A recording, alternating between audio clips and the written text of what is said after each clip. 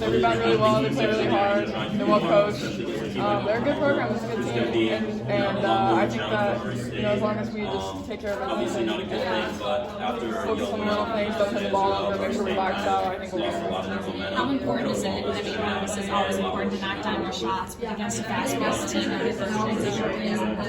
yeah, I think that making sure that we're playing at the pace we want to play at, and keeping our own tempo, not being sped up or slowed down by whatever it is they're doing. And I think that they, will switch it up maybe a little bit between man and zone. So, just kind of recognizing that and adjusting to that will also be important. And then knocking down shots is good. Yeah, it's a big thing. I heard you know Sarah. Yeah, we were teammates for, I would say a year and a half to 2 years. Yeah, but that's pretty cool. She's grown so much as a player and as a person, and I'm so proud to see her come. Yeah, Hannah was telling me that you were in class friends. She's like, she rattled off, she knew like, oh, you guys, it's like your entire starting five. Yes. I mean, what's it like to kind of play against your friends?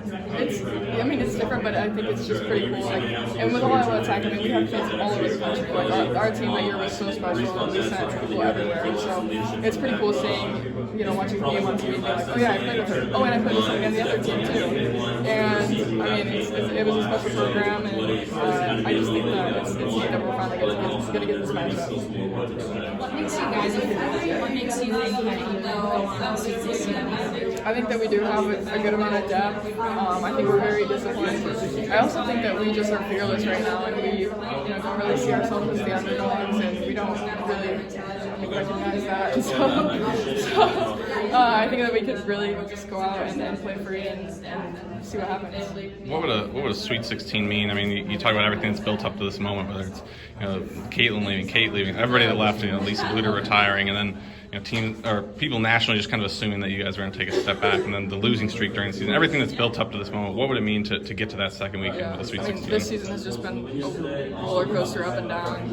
We brought in 6 new people. We had people coming back from injuries. We had so much learning to do in the summer and in the fall, and still people showed up every single day and worked their butts off. And then we got started with our non-con, and we had a few ups and downs with Tennessee and Iowa State and some others that were involved in that. We made it to Christmas break. We started conference play. We ran into a little bit of a rut, and we were on our losing streak. And Coach Jay gave some legendary speeches during that time that really kind of got us out of that. And just to finally be playing our best basketball in March and being able to peak at the right time, and if we do get the chance to play in the Sweet 16, I think that would absolutely mean the world to this program and to these girls and our coaches. What does it say about this team that you guys were in that position, sitting at 12-7, on a 5-game losing streak? You're still on the road, having to go up against Washington to turn it around at that moment and get to this position. What does that say about this team? Yeah, I think, first, that was one of my favorite speeches. We call that one the whiteboard speech, where she basically drew out the rest of our year and said, we need to win this game, this game, this game, and this game. And we were like,